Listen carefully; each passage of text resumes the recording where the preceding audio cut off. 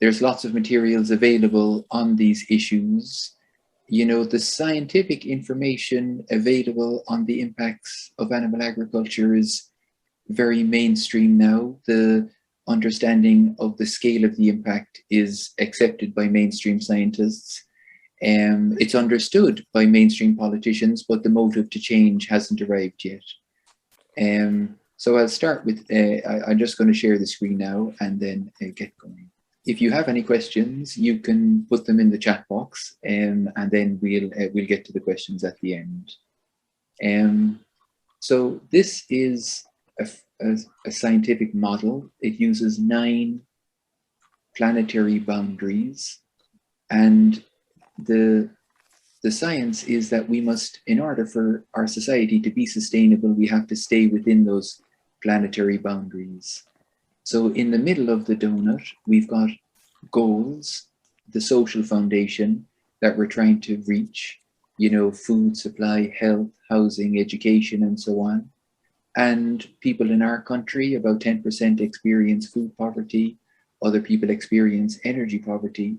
But obviously in other parts of the world, there are also much higher levels of a much greater need for investment in social goals. So at the moment, we're surpassing those 4: biodiversity, land use, climate change, and the one on the right is nitrogen and phosphorus loading. And that's fertilizers, and it's also waste from animal agriculture. So the slurry and manure that comes from animal agriculture. And when that gets into water, it leads to eutrophication, which creates these dead zones that some of you will have heard about. Now, we all know that there are huge benefits from nature.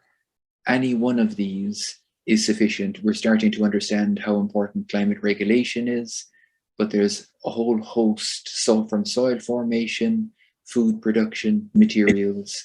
We're completely dependent on nature. It's difficult for us in modern societies to understand that. This is on the global food system. The first kind of half of the talk will be just to try and give you a sense of things globally. So the market value of the global food system is about 10 trillion, but it actually causes losses of 12 trillion. Health losses, environment losses, economic losses. So there's a net loss of 2 trillion. Lots of those costs are not accounted for by the companies making profit. So obviously the beef companies, the huge beef companies, don't internalize those costs. They're externalized onto society. This is kind of a summary then of the first, some of the boundaries that are being breached. The greenhouse gases, just a few years ago, it was thought the food system contributed 26%. Recent studies show it's up to 34%. So land use, half of habitable land is occupied by agriculture. Freshwater use, 70% for agriculture, and nearly 80% of nutrient pollution comes from agriculture. And today, excluding humans, 94% of mammal biomass is farmed animals. So land use change has the largest impact on terrestrial and freshwater ecosystems, while fishing is the largest impact on the oceans. So that's from the huge Intergovernmental Panel on Biodiversity and Ecosystem Services report from 2019. And these are the main causes of biodiversity loss: habitat degradation or loss, which is agriculture and also from fishing and deforestation and logging. Exploitation is fishing and also hunting. And invasive species and disease causes biodiversity loss, pollution does, and climate change. So there are the 5 key causes of biodiversity loss from the World Wildlife Fund for Nature. But 66 to 83% of all biodiversity loss for birds, mammals, fishes, reptiles, and amphibians is caused by agriculture, fishing, and hunting. So pollution, invasive species, and climate change just causes 20 to 30%. Now that's still substantial, but it's clear agriculture and fishing are the main drivers of biodiversity loss. So this is from the IPCC Special Report on Land Use from 2019. So it shows that all our built-up areas make up just 1% of the land. But then we have a huge footprint covering the rest of the planet. So 50% of the land is used for agriculture. And this slide summarizes that information. So 50% of the habitable land is for agriculture. You see that in the middle. And this says 77%. A more recent research paper is up to 83% of all agricultural land is for animal agriculture. And it just produces 17% of our food calories. So that's the information on this slide. So land use, just in your mind, you can think that land use, when humans occupy ecosystems, that's what causes biodiversity loss. If you want to understand where biodiversity loss comes on land, it's just land use. And agriculture is by far the biggest. And then when you break down the agriculture, like if you look at maize, you get a kilogram of maize from 3 square meters, and you get a kilogram of lamb for 370 square meters. So that's 100 times more land is needed compared to maize. Or if you look at tofu, 3.52. So again, that's about, for beef, that'd be 90 times more land, but you're getting similar quantities of protein and a much healthier protein. So when you compare, especially beef grazing animals, to legumes and grain production, it's about 100 times more land is needed. So we dominate the land now. The green is grazing, and the orange is cropland. And in countries like Europe and North America, most of the orange is also for animal feed. You know, over 70% of the orange in Europe and North America would be for animal feed. In countries like India and Southeast Asia, mostly that's rice for human production. And in India, large quantities of pulses also for human consumption. So that just shows, out of world agriculture, you can see about 70% of it is grazing. So a huge amount of the land is grazing. It's extremely inefficient and produces lots of greenhouse gases. And the blue is all of the crops, and 40% of that goes to animal agriculture. And that's what ecosystems look like when they're converted for either growing soybean or for growing pastures. This is in a region known as the Gran Chaco, which is just south of the Amazon rainforest. It's a huge region, and it's being impacted. And a lot of the soybeans grown in countries like South America are grown for European markets and Asian markets, in particular for Chinese markets. So this, I'll just spend a little bit of time just on this slide. So on the left-hand side, you see what the observed warming is today. So this is the latest IPCC report. It's at roughly 1.1 degrees of warming. So that's the exact same. The first orange one here is the exact same. And here, this one that's up at 1.5 degrees, that's how much warming is produced by carbon dioxide, methane, and nitrous oxide. But something like that some of you may not be aware of is that when you burn fossil fuels, they produce aerosols which cool the planet. So the burning of fossil fuels also produces this cooling effect shown in the blue, which reduces this 1.5 down to 1.1. So when you go to the diagram on the right-hand side, you'll see carbon dioxide and you'll see methane. So currently, methane is producing 50% of the warming that we're experiencing on the planet. So that was highlighted in the latest IPCC report. So the importance of methane is really being emphasized now by the IPCC. So now, just to talk about food system emissions, there's been lots of different reports produced by different people. This is produced by the European Union on global food systems emissions. It's now estimated to be 1/3 of global emissions. And you can see about half of that is carbon dioxide, which comes from both land use change as well as fossil fuels in the food system. And now we're talking about food system, so that includes on-farm emissions as well as food processing, food packaging, food transportation, and food waste, and food preparation also, the cooking part of it. So 34% of global emissions come from the food system. This just shows in some countries, all of those countries in the dark green, it's more than 50% of their emissions come from the food system. And that just shows that in those countries, they burn much less fossil fuel than people in Europe.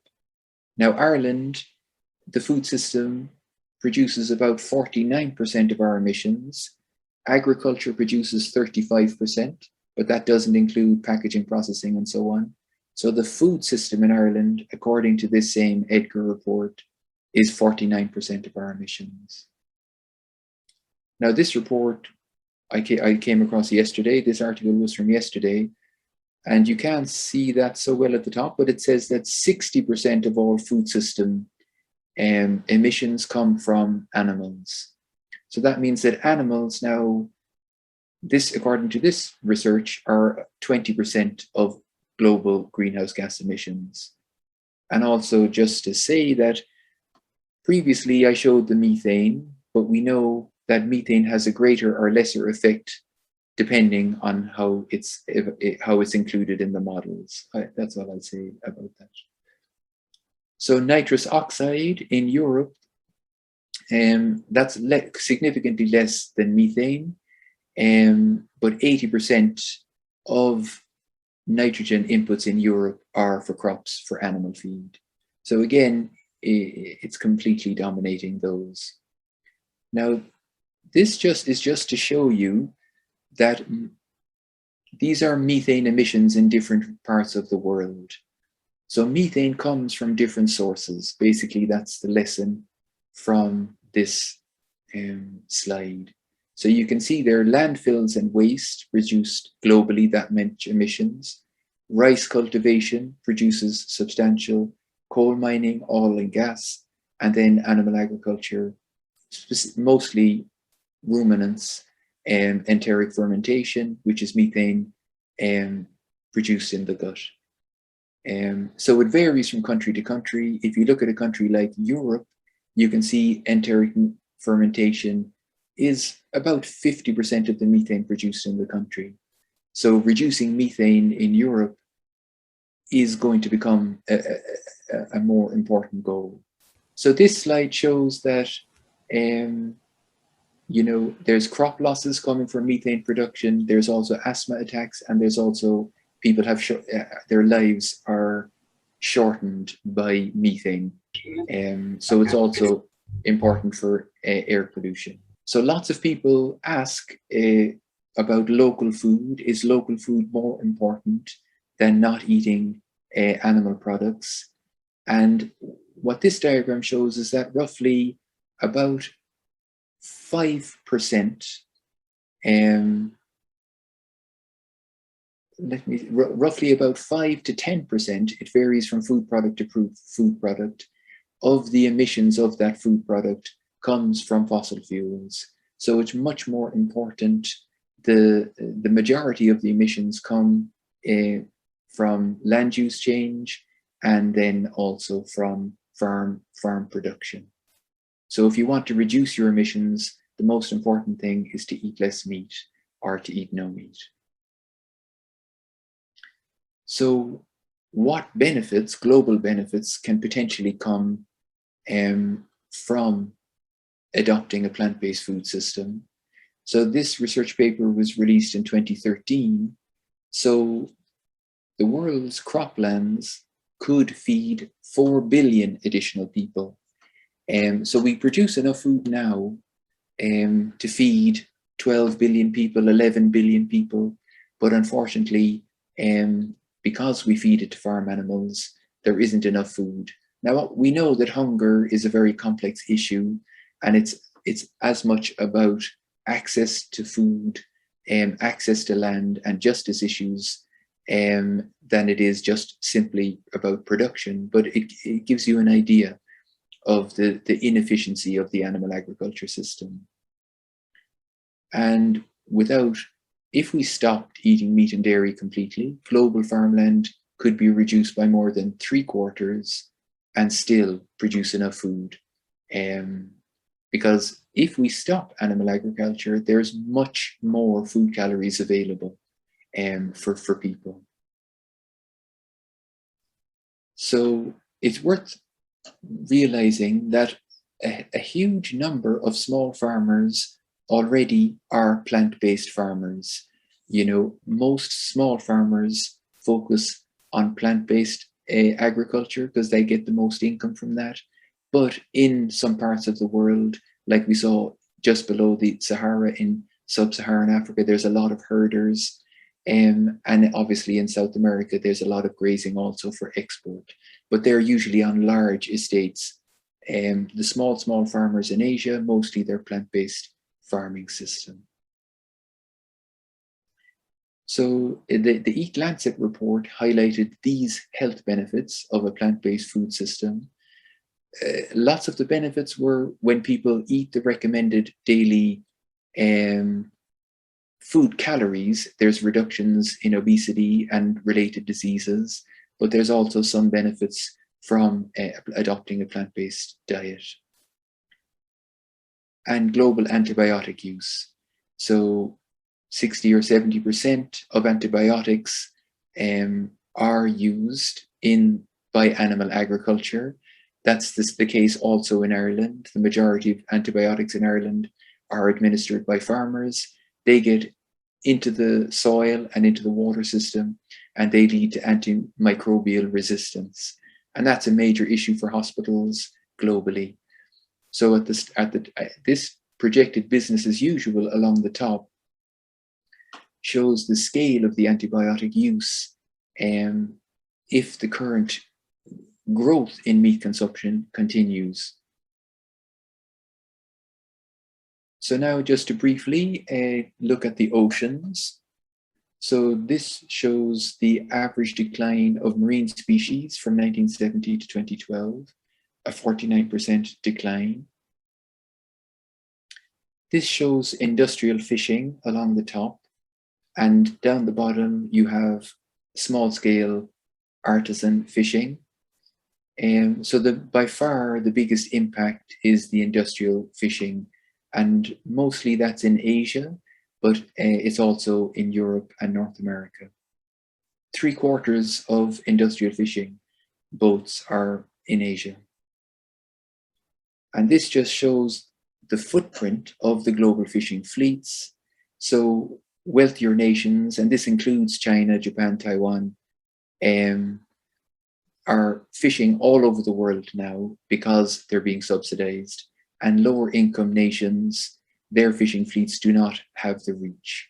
Now, some low income nations are dependent for food security on fishing. This was a recent survey showing that bottom trawling, which is the most destructive of all the fishing practices, they're all very destructive, releases as much carbon dioxide as the entire aviation industry. Now, so there's lots of effects that we are just understanding now about the impact on ecosystems from the fishing and animal agriculture industry. This shows what happens after bottom trawling. So on the left, you have deep sea ocean corals, sometimes cold corals, sometimes warm corals. And basically the ground is plowed, which is what you see on the right. And then, 5 or 10% of the life that's caught up in the fishing boats is then sold. And so marine bird populations have dropped by 70% between 1950 and 2010. So that's a huge impact, and much of that impact is due to the fishing industry. Birds like puffins in Ireland now are becoming endangered also because sand eels, one of the species that they target, have been fished, and sometimes those fish are used as feed in aquaculture industries. So precious biodiversity like this albatross are at continual risk from the fishing industry. Subsidies, like in agriculture, there's about $500 billion a year in agricultural subsidies. Fishing is much smaller at about 35 billion a year, and the vast majority of the subsidies go to animal agriculture and industrial fishing. So that's one lever to try and put pressure on governments to change that. Recently in Europe, the CAP and the European Maritime Fund were both approved just in the last few months, and both of them are continuing on to be major funders of industrial fishing and animal agriculture. So this shows that meat consumption is continuing to rise. Now, the annual average per capita consumption is over 40 kilograms. So you have poultry, pork, and beef. And these show the consumption in the different continents. So in Ireland, we're consuming about 80 kilograms per person per year. So we're about double the global average at the moment. So the Eat Lancet report, they took a look at these planetary boundaries, and the food system, because the food system is affecting 6 of these planetary boundaries, they then came up with a recommendation for a healthy and sustainable food plate. So this would be, for Europeans, this would be calling for an 84% reduction in meat consumption. So it's half of the plate is fruit and veg, and then it introduces whole grains as well as legumes, and then animal protein is optional. So it can either be a fully plant-based plate, which would be better for the environment, or it can contain a very much reduced meat quantities of meat, if we're to try to stay within the planetary boundaries. So that just shows Ireland. You can see Ireland has been declining since about 2000, but it's still at 80 kilograms. And then other countries are higher, and that's the world average down the bottom. So now I'm just going to take a look at the economics of agriculture in Ireland. So this was an initiative that a few of us down here in Cork put together to move subsidies to plant-based agriculture and ecosystem restoration. So basically, when you want to try to make social change, you can look at the events, which are the climate change events, for example. You can look at the cause-effect patterns underneath, and then also taking a look at the systemic structures supporting that means taking a look at systems like subsidies, other government supports for unsustainable systems, mental models means belief systems. So that's getting down to issues which Animal Rebellion Ireland explore quite a bit, looking at speciesism and that attitude which underlies our current food system. So in Ireland, this was research that we did. We believe that you can increase the income of the majority of Irish farmers, have major climate benefits, biodiversity benefits, increase food production, reduce antibiotic use, and also other forms of pollution. So the question for tonight's talk is, why a plant-based food system for Ireland? So there are massive, any one of these goals, by itself is very significant. So now the economics applies specifically to Ireland, and it's just because the scale of subsidies in Ireland is so big. And lots of the beef and sheep farmers in Ireland currently operate at a loss. So if they could keep their full subsidy and stopped their production, their income would actually increase. This shows the income of the average farmer in 2018. So you've got dairy, tillage, cattle rearing, cattle other, and sheep. So cattle rearing and cattle other, that's beef production and sheep production. And tillage is crops, barley, wheat, and oats. And most of the crops, over 70% of the crops, are for feed. So 70% of the farmers in Ireland, so this shows the contribution of the subsidy. So this is the scale. The DP is the subsidy which comes from the European Common Agricultural Policy. So the average dairy farmer in Ireland gets 21,000 euros. Beef farmers, it varies, they get 13 or 16,000 euros. Sheep farmers, and so on. But because the farmers operate at a loss, the subsidy is more than 100% of their income. So if I just go back there to that slide, you see the average beef farmer here is 8,000 or 14,000. So when you go forward, you see the subsidy is 13,000 or 16,000. So that's because they running their beef farms, they make a loss, whether it's paying contractors, buying feed, buying medicine, and so on. So if farmers could just keep their subsidy and allow their farm to go back to nature, then their income would actually increase. So there's economic benefits also, because too much of the land in Ireland is currently farmed. So the blue is specialist beef, the red is sheep, the green is dairy, and the purple is mixed.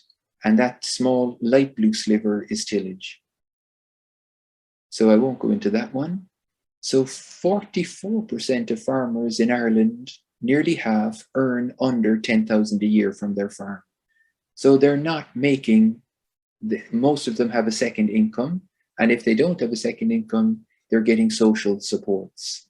So there is an opportunity for those farms to transition. It wouldn't be a controversial policy decision to do that. So just in the middle, current total direct subsidies is about 1.8 billion. So what we're proposing is let's start investing in biodiversity and climate. So move 1 billion of the subsidies to biodiversity and climate, and then reduce the amount of land being farmed massively, because it's just inefficient. It's an extremely inefficient form of food production. And then their incomes would increase. So cattle rearing farmers, their income would go from that up to the full subsidy, and so on. Tillage farmers would remain the same. Now, dairy farmer incomes would fall an average of about a third. So, you could imagine there would be lots of resistance to that. So by transitioning with a major change, we can meet Ireland's climate goals with no additional costs. Now, I understand, there's very little political support for this kind of change, but it's educational to explore the benefits of it. So Ireland's climate bill is calling for a 50% reduction. So agriculture already contributes that much, and it's going to cost about 100 billion. And the EPA predicts emissions are going to increase between now and 2030. So that's what it looks like right now. Energy, transport, and agriculture are our main emissions. And energy is going to decrease because we're going to shift to wind. Transport will decrease somewhat because we're going to electric vehicles. But agriculture, if we keep with the same system, it's not going to decrease. The 3.9% reduction there was from reduced fertilizer use. So you can see that's back to 1990. So the emissions have stayed steady. They've increased, since about 2012 to 2018. There was an increase, gradual, a slight decrease due to reduced fertilizer use. But because there's more money in dairy and farmers are moving into dairy, it's projected to increase. So if we did a massive change, we would restore huge areas of land to native forests, other areas back to native bogs and wetlands, and others back to native grassland.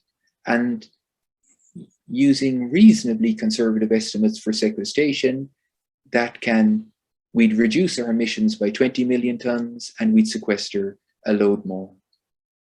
So for biodiversity and for climate change, it would be a massive change for Ireland. This is what land use looks like in Ireland at the moment. We've got grazing pastures, rough grazing crops, peatlands and forestry. So forestry is about 10%. Most of that is monoculture. Europe is the average is about 38% for Europe. So because of our history, going back centuries, the forests were cleared and then they all became farms. But now we're in a place economically where we could change that. And this is why monocultures eliminate biodiversity. You can see native woodland on the left, monoculture on the right, monoculture grass on the right, native grassland on the left. So no insects on the right, no birds on the right, and biodiversity on the left. So this is what our landscape looks like, so you can understand. And if you want to look, in Brazil or Thailand or Europe, that's what agricultural land looks like. So I've said that. So other things, just to mention, there's air pollution. I'm going to skip. There's water pollution. And again, for water pollution in Ireland, agriculture is by far the biggest driver. So basically, it's about trying to value nature more. Can we see that our wealth depends on protecting nature? And when we do, like this example shows a farm in the UK that just did nothing. They just stopped farming. And this is what happened in 8 to 10 years. Huge return of biodiversity. Insects come first, plants, and then the birds. Now this is 2,000 acres, so it's still a tiny area of land. You see on the top of the slide, the other farms have not changed. And this is Dunsany, which has a fantastic rewilding project going on here in Ireland in County Meath. So nearly the last slide, I mentioned about food production, and it's just that one plant-based hectare can feed 30 to 50 people versus one person. So you can feed way more people in Ireland on a plant-based food system. So in summary, this is what an organic plant-based food system would achieve. Huge benefits, phasing out pesticides, eliminating antibiotics, no GMO imports, huge economic benefits. At the bottom there's a campaign in Europe right now trying to gather 1 million signatures to call call on the phasing out of pesticides 80% by 2030, all of them by 2035. So if you want to do one task this evening, it'd be great to sign up for that.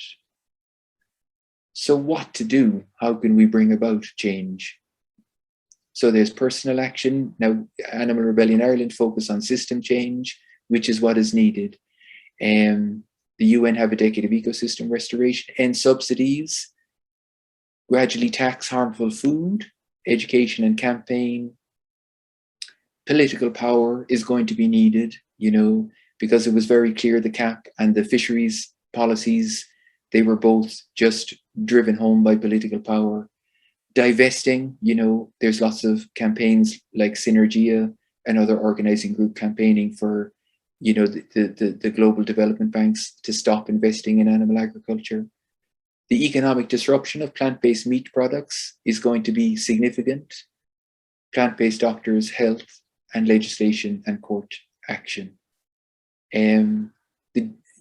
So again, the deep change will be around the mental model side of things, understanding the drives, our own beliefs, other animals, seeing other animals, the instrumentalization of other animals, they're just objects. So that's obviously, inaccurate. So a few little things: withdraw the cap. That campaign is organized by Fridays for Future. The Irish government have produced their draft Agri-Food strategy, and now they've published their food vision. There's nothing much in those, really, I think. The Irish Environmental Network, they've produced this document. Again, I don't believe the Irish environmental groups are seeing, the potential benefits of a plant-based food system. This is a legal case in the UK that could become really significant if it's successful. So that's ongoing. And Antashka, remarkably, have now taken this Glanbia joint venture with the Dutch company to the Supreme Court.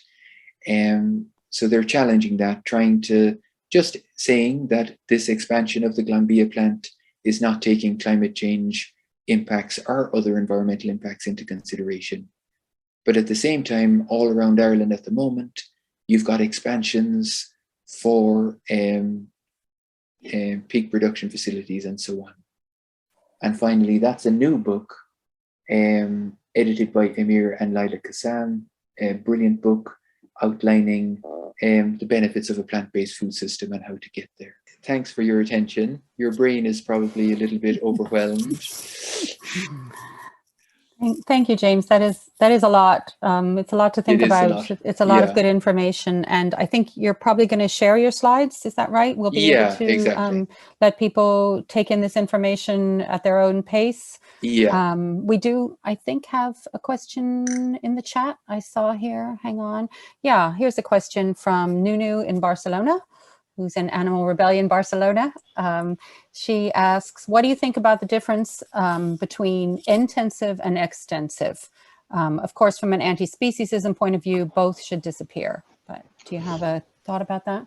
Like, intensive and extensive, it just depends on the metric that you use. So if you take it from a climate change perspective, there's more emissions usually from extensive, because there's more land, the animals live longer, the food that the animals are eating has more fiber, so there's more emissions. Whereas when you've got the intensive in the, let's say the concentrated animal feeding feedlots, then they're eating maize and soya, and so they gain weight faster, less emissions. From an animal, I think there's huge support against factory farming. So there's lots of environmentalists in Ireland supporting extensive beef production. But when you realize the value of ecosystem services, then, it wouldn't make sense, because there's so many other benefits you can get from restoring native ecosystems. that would be much more valuable. Now they're not accounted for at the moment, but but obviously that argument will be there. I think we just focus really on Europe, because if Europe reduced its meat consumption, European agriculture is already occupying land, for example, in South America, and that drives dispossession of land from indigenous people and other people there. So there's multiple other issues involved there also. Thanks, James. That was really, really great. I just had a little bit of a question about Nature Rising. It sounds like excellent work, and I'm really glad to see you're kind of working on the subsidies. So I kind of had a question related to, you know, what we can do on the kind of putting pressure on the government end. I was just listening to a podcast the other day, maybe some of you listened to it. It's called Our Hen House Podcast, and this political economist, Jan Dukiewicz, was on it, and he was talking about kind of alternatives to animal agriculture, like both plant-based and cellular-based alternatives, and how one of the big barriers there is there's a lot of it is in the hands, of course, of private companies and private venture capital funding, that kind of thing, which raises some concerns. So, you know, he was suggesting that it could be really helpful for citizens to be pressuring their governments to kind of divest some of the funding that they're now giving to animal agriculture research, trying to make animal agriculture better, to plant-based alternatives and cell-based alternatives. So I was just wondering what you think about that, or if you know if any of that conversation is happening in Ireland at the moment. At the moment in Ireland, really, you know, the political lobbying power of the IFA is very strong. So that's a big factor. At the same time, you've got a lot of plant-based businesses emerging, either producing plant-based meats and also producing, starting to produce some cell-based meats. Like there was a dairy company producing, you know, dairy products from microbial. They were started off in Ireland, but now they've moved. They moved to another country, and now they've become a very large plant-based dairy company. So, like there, a lot of the big companies like Kerry Group, like even the beef processing companies, are releasing plant-based products in Ireland. So that's happening because they see the market is shifting. But there is a sense of urgency there, just due to the climate situation and the biodiversity situation. So it would need much more government investment to really drive it. In UCC, they got a 9 million euros funding for smart protein. So there's about 35 researchers in UCC working on that. So there are lots of initiatives rising up all over the place. Just this week in Australia and New Zealand, they're having their first smart protein conference. You know, so in the business sector, you know, what they talk about is when you get taste and texture, price and convenience on a par with meat, whenever you have a technology that's being introduced, then there's going to be a big shift when that happens, when you have price parity. And I think that's going to happen, but it would happen much more faster if, for example, some of the divestment happened, some redirecting of subsidies happened. So what is really feasible, you know, within the current situation right now? So how long do we have really to switch all of these, you know, to move into a more environmental, you know, sustainable, you know, way to methods, you know, to go into a plant-based? You said we had to reduce this the consumption of meat in Europe, and well, that won't be feasible very soon. So what is really feasible right now that we can do to go ahead with this? It takes political will, obviously, for there to be decisions made at the political level.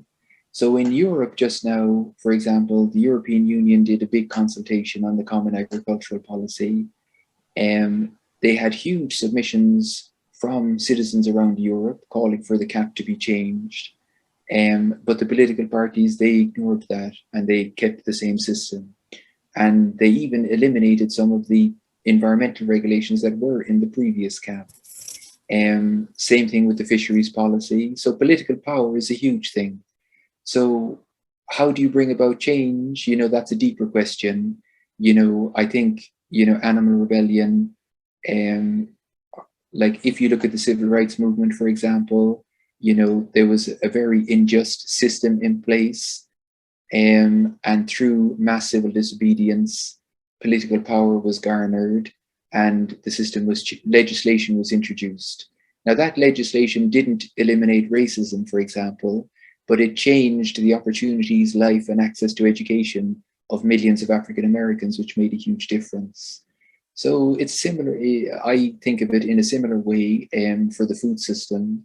So there are billions, trillions of animals impacted by the food system, and they're sentient, and they're all sentient animals. So, you know, so through, you know, legal efforts, through political efforts, through civil disobedience activism, you know, all those multiple things will bring about change. I do think that most people believe it's wrong to harm other animals unnecessarily. So I think often there's inertia in the systems to bring about change. But sometimes systems that look very stuck, suddenly they can change very quickly. Like nobody would have predicted that the system of communism was suddenly just going to dissolve and open up. So sometimes we think that a system can't change at all, and it's very stuck, and then suddenly there can be changes. Ireland itself is it's not really controversial. They are not used to it, to drastic changes, you know. So we are very right there. Yeah, we're a very passive country. So then I don't think that's going to happen in Ireland really, unless if the European Union pushed us, you know, to do those changes. One factor will be this legislation for 50% change of climate change, to reduce our emissions by 50%. So if you look at transport, agriculture, and energy, how much they produce. So it's going to impose a lot of costs on society to reduce by 50%. And it's much, much, much cheaper to reduce emissions from agriculture. So that could be one way that change could happen. I've been self-sufficient for a good while when my children were small. Now I'm a vegetarian, and I do have to import food to sustain myself, you know, more than just the grain. So if you're talking from the vegan perspective, in Ireland, we do need some extra food from outside, you know, to sustain ourselves. Well, 92% of the land in Ireland is for grazing, and 8% is for tillage. And, you know, a tiny percentage is for horticulture and fruit. So we import about 9 billion euros worth of food. So nearly all the food that a vegan eats in Ireland is imported, you know. Yeah. But the emissions from imports, most food is imported by ship. So the emissions from imported shipping is very, very low. In the UK, you know, much, much more of their land is used for tillage. You know, so Ireland is an anomaly in terms of meat production. Yeah. On our good farmland, we can grow lots of crops. We can grow lots of grains, you know, as well as some beans. In the UK, they're successfully growing some lentils and other crops, and we can grow a broad range of vegetables. But we are still going to be importing some foods. So our campaign is calling for a huge reduction in land use for animal agriculture.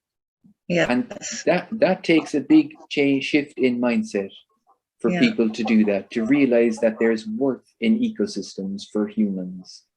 There'll have to be a transition, you know, it's going to take time, you know, so, but there really are huge social benefits, social and economic benefits. And there's massive benefits to Yeah. wildlife, and there's obvious massive benefits to farmed animals also. Another question here from Mark Cronin. He says the IFA and Chagos promise to reduce greenhouse gases through improved methods on the farm and things like seaweed feed, etc.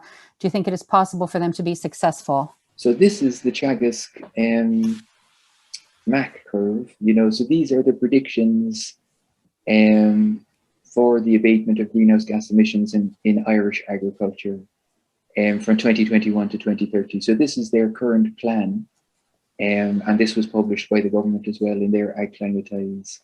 But all that's going to happen is from 2005, and this includes kind of about 15, different initiatives, including things like reducing methane through various methods. But it is only predicting a reduction from 18.7 million tons down to, with all the measures, down to just 17.6 million tons in the next 10 years. So that won't enable agriculture to contribute to the 50% goal, and that will put much more pressure on other systems, housing, transport and energy systems to reduce more deeply. And like, for example, I read today that there's a company in Northern Ireland now, Mark, they're producing plant-based shrimp and scallops from seaweed. And there's also a company in Roaring Water Bay producing black pudding from seaweed. So seaweed, it'd be much, much better to use seaweed for human consumption than it would be to give the seaweed to the animals to reduce their emissions. James, your transition document from a couple of years ago was a tour de force in terms of research. Thanks a million. And the areas it covered. I'm just wondering, at the time that it was published, it was shared by, I suppose, people that have similar views, but I'm just wondering, did you get much engagement from, like, were you invited to speak by many groups that may have been hostile to change in agricultural systems in Ireland, or did they just try to ignore it? NARA, the National Animal Rights Group, they sent one of them, they published and sent one of them to each TD, but very little engagement. Now, there was some engagement with the Green Party. Myself and Mark there was on the call.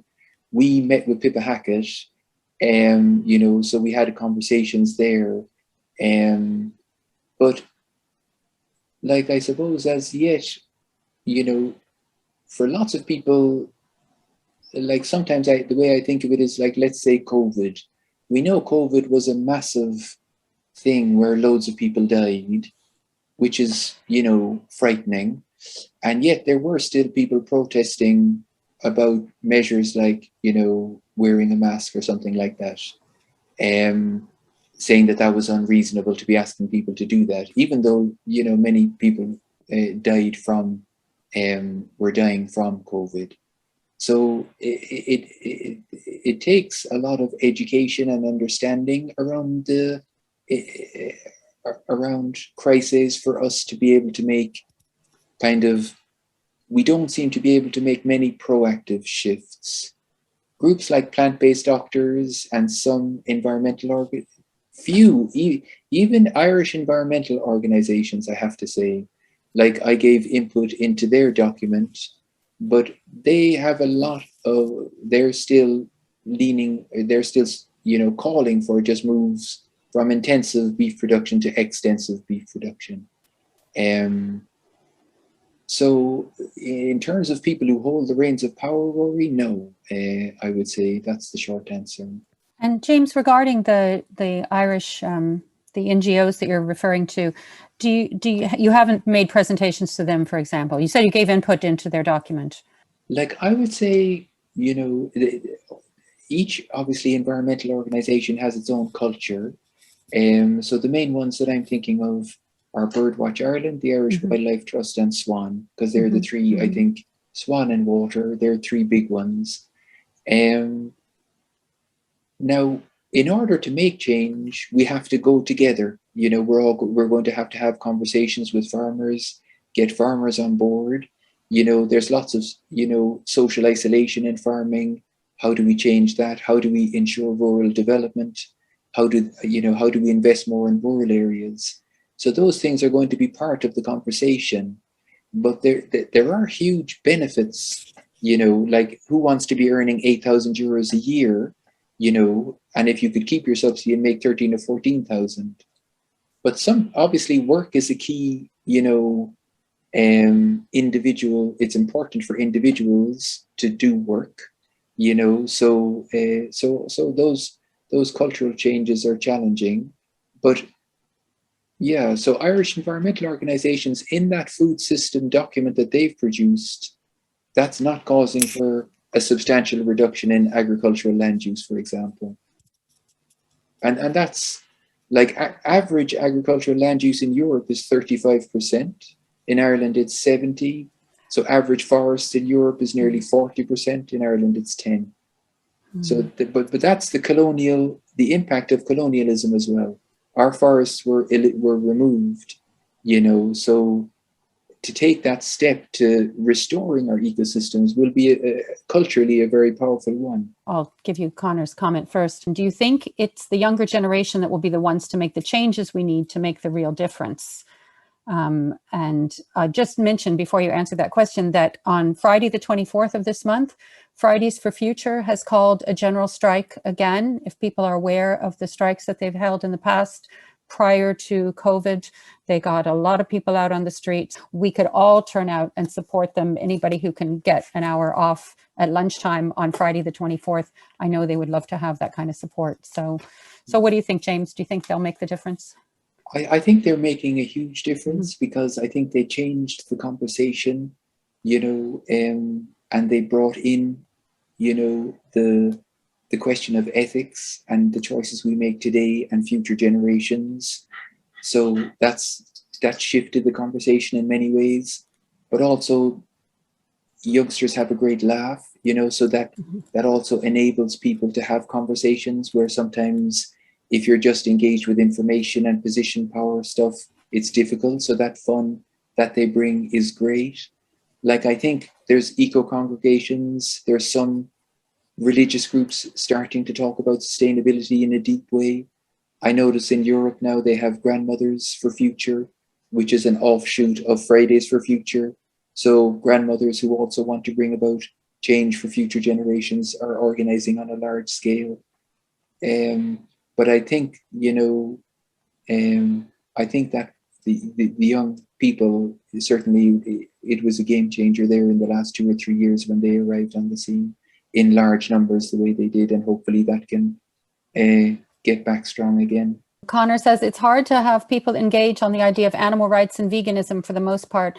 He wondered what your thoughts are on effective outreach to help raise awareness of animal rights and the knock-on effect that animal agriculture has on the environment.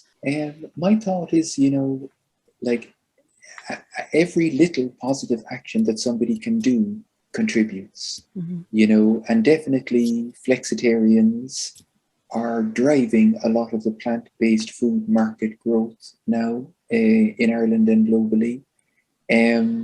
I do think that legislative change was instrumental in other kind of mass movements, a rights-based approach. So I think there's room for that also. And I think, just people getting, like in the lockdown, we saw people getting back in touch with nature, experiencing nature again in a deeper way.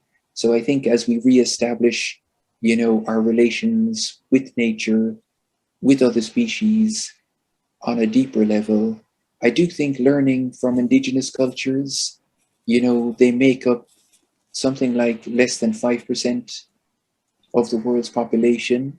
They have land tenure over about 35% of the world's land, and about 80% of the land-based biodiversity remains within their land area.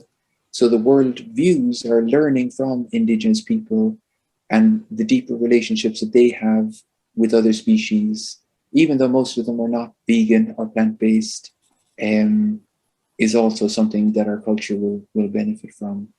But every action, I'm not against, meat-free Mondays, because often people start meat-free Mondays and they realize that it's great and they go 7 days meat-free, so it step by step. Yeah, that's my own opinion. We have a question from Annette who wants to know, any thoughts on all the processed vegan foods becoming available through the conventional food system? Seems there's appetite, but is this the way forward? My own view is that a whole food, plant-based, health-wise, I think it's fairly clear a whole food, plant-based diet is best. Environmental impact-wise, if you decided to live on kind of Coca-Cola and white bread, you'd have a much smaller carbon footprint and much less biodiversity impact.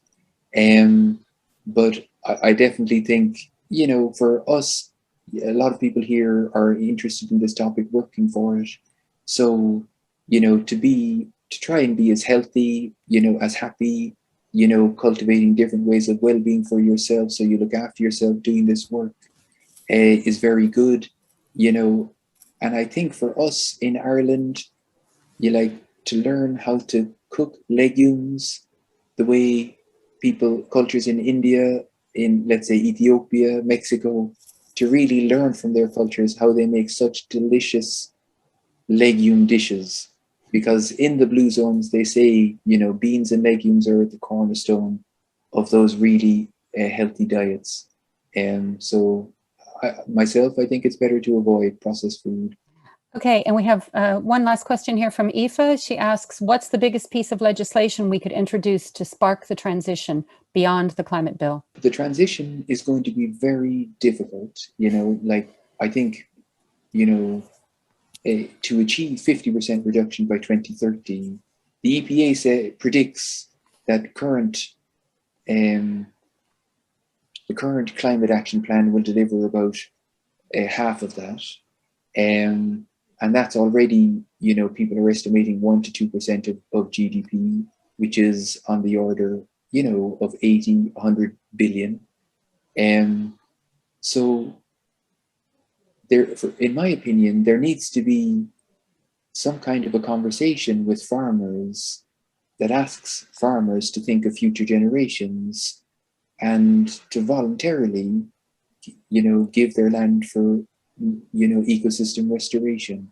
They could keep their payments.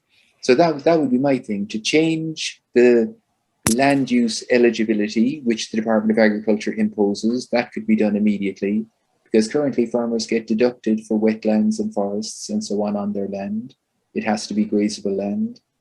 So if they did that and then allowed farmers to keep their subsidy, if they allow their land to go back to nature, then we would see how many farmers would just take that first step. That would be an easy piece of legislation to do immediately, that wouldn't impose anything on anybody. Personally, I think the piece of legislation that will be key will be recognizing animal sentience and ending, the use of animals, seeing animals as objects. I think from an anti-speciesist perspective, I think that's going to be the game changer. So thanks for coming, and thanks very much to James. That's so much information, so interesting, really something to think about. So yeah, thanks everybody, for engaging, and learning about this stuff, because I'm sure, it's like it says, it's going to take everybody getting informed and making change with the people around us as well, and hopefully getting involved politically and in different groups like Animal Rebellion. All the best.